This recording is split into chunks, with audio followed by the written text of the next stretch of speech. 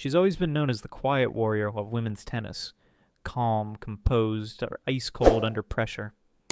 From the outside, ELENA RYBAKINA seemed untouchable, a Wimbledon champion at just 23, a player destined to dominate the sport for the next decade. And yet, behind that seemingly unshakable exterior, a storm had been raging for years. In a raw and emotional interview, Rybakina admitted something that stunned the tennis world. "I wanted to quit." These 4 words carried the weight of every hidden injury, every sleepless night, and every crushing expectation.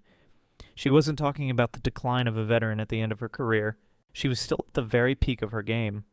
But the pressure, the loneliness, and the constant physical setbacks pushed her to the brink.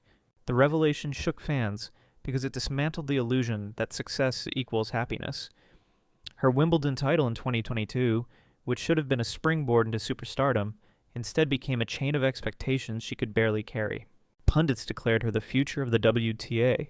Sponsors lined up. The media wouldn't leave her alone, and every match, no matter how small, was judged as if her entire legacy depended on it. At first, she kept up the act. The effortless power, the emotionless stare, the ability to crush opponents without flinching. But what the world didn't see was the slow erosion happening behind closed doors. She was winning matches, but losing herself. The story of ELENA RYBAKINA isn't just about trophies. It's about the human cost of greatness. And her confession wasn't a moment of weakness.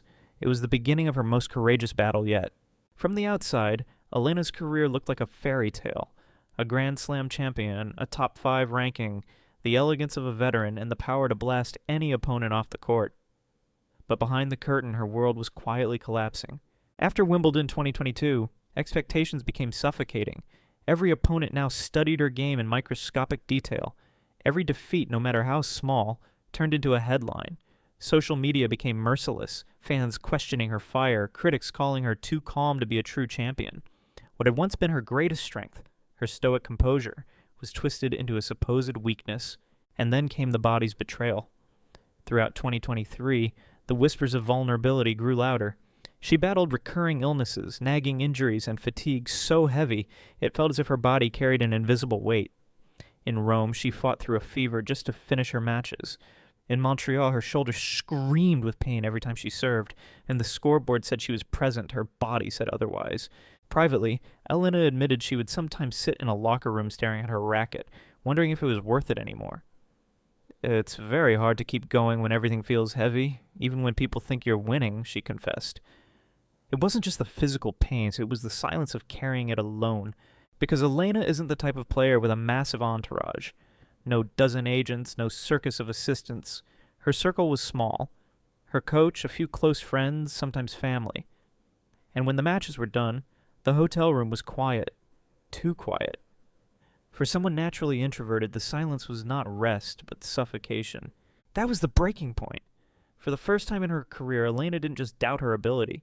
She doubted whether she even wanted the life she had fought for. Life on the professional tennis tour may sound glamorous. First-class flights, luxury hotels, thousands of fans chanting your name. But for ELENA RYBAKINA, the reality was very different. Behind the polished surface of the WTA circuit lay a crushing solitude that gnawed away at her spirit. Unlike some of her rivals who travel with large entourages, agents, hitting partners, physiotherapists, personal chefs, ELENA's team was small. At times it was just her coach Stefano Vukov and a close friend. On the road, after the adrenaline of a match faded, she would return to hotel rooms that felt far too quiet. That silence, once a place of rest, became a reminder of how far she was from home, from normal life. She once explained it simply. "People think we only play 2 hours a day, but the rest of the time you're away from home, away from real life. It's not easy." For someone naturally introverted, that isolation became suffocating. Days blurred together, training, playing, recovering, repeating, with no time to breathe, to laugh, or to just be a young woman in her 20s. And it wasn't only the absence of company. It was the absence of understanding. Fans cheered when she raised a trophy, but they couldn't see the tears behind closed doors. Journalists praised her composure, but they didn't hear the question she asked herself in the middle of the night. Even within the sport, strength was often measured by how little emotion you showed. To confess to struggle was seen as weakness. This inner conflict ate away at her. The more she won, the more isolated she felt. And the more isolated she felt, the less she wanted to continue. It was a vicious circle. Success brought fame, fame brought expectations, and expectations deepened her loneliness. In those moments, Elena began to wonder whether greatness was worth the cost. Was a Wimbledon crown worth years of solitude and silence?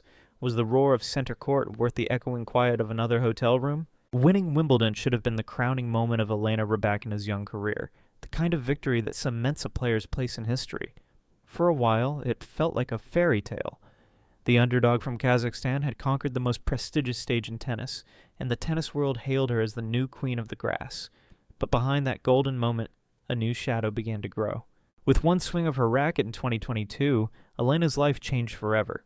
Overnight, she was no longer the hunter, she was the hunted. Every opponent studied her serve, every analyst dissected her forehand, and every loss became magnified. What had been a liberating triumph quickly turned into a mental cage. She wasn't simply playing tennis anymore, she was defending her Wimbledon crown every single day, no matter the surface, no matter the opponent. The pressure multiplied off the court, sponsorship requests flooded in, interviews piled up, cameras followed her every step. In the eyes of the media, she was expected to win everything, everywhere. A quarterfinal wasn't enough. A semifinal wasn't enough. Only titles mattered. For a young player still learning how to manage the spotlight, it became suffocating. Social media made it worse. Any sign of fatigue, any match she pulled out of due to injury, was dissected and criticized. Some commentators accused her of lacking fire, comparing her calmness unfavorably to the visible passion of rivals. Fans who once celebrated her rise now questioned her commitment. The roar of center court had given way to the whispers of doubt. And then came the health crisis. In 2024, Elena was struck by a viral illness that drained her energy for weeks. Training became torture. Matches felt like survival. She admitted privately that at times she felt like she was playing with a 20-kilogram weight strapped to her shoulders. For the public, it was another injury story. For her, it was the final straw. She would look at her racket in the morning and ask herself the unthinkable. What if I just stopped? The curse of Wimbledon was real. What should have been the happiest victory of her life had become the heaviest burden she had ever carried. So, what stopped ELENA RYBAKINA from walking away? By her own admission, she had come dangerously close. But at the edge of quitting, two forces pulled her back, her own competitive fire and the people who refused to let her surrender. Her coach, Stefano Vukov, played a decisive role. Known for his blunt honesty, he reminded her that her story was far from over. Champions, he said, are not defined by their victories alone, but by the battles they endure in the shadows. In private conversations, he challenged her. You can quit, but then your legacy ends here. Is that really how you want to be remembered? Those words cut deep. They forced Elena to confront a painful truth, that even in despair, she still had fight left in her. Her family offered the other half of the lifeline. Unlike the relentless world of tennis, they gave her permission to breathe, to step back, to prioritize her health. Their message was simple. Your well-being matters more than trophies. That support allowed her to rest without guilt, to heal without fear of being forgotten. And then, something shifted. By opening up about her struggles publicly, Elena reclaimed control over the narrative. No longer a silent prisoner of expectation, she admitted her vulnerability. Ironically, that honesty gave her strength. Fans rallied behind her, applauding her courage to speak out. In a sport where weakness is often hidden, Elena's words were a revelation. She also made practical changes. Her schedule became more selective, fewer tournaments, more recovery time. Specialists were brought in to address both her physical conditioning and mental resilience.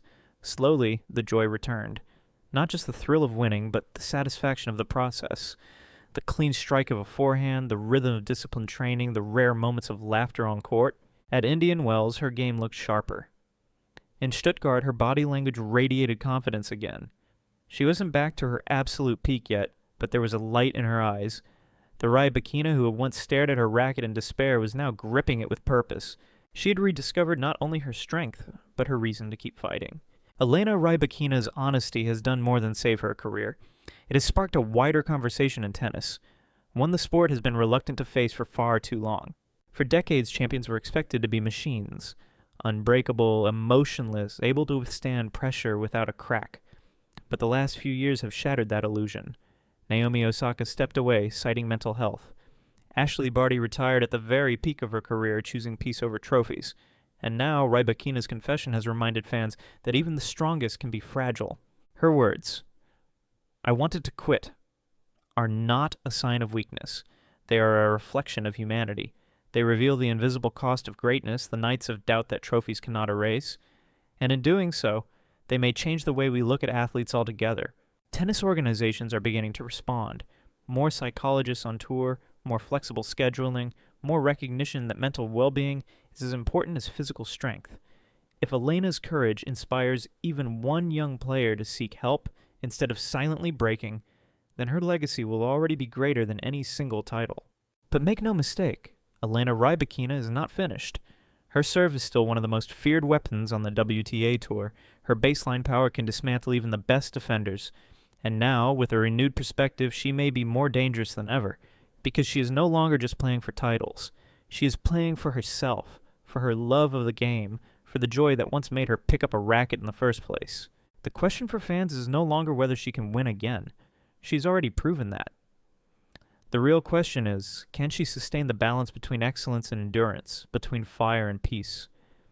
If she can, the next chapter of her career may not only be about victories, but about redefining what it means to be a champion. Perhaps that is the true legacy of ELENA RYBAKINA. Not just as the quiet warrior who conquered Wimbledon, but as the athlete who stood on the edge of quitting, admitted her pain, and chose to fight again. And sometimes that is the greatest victory of all.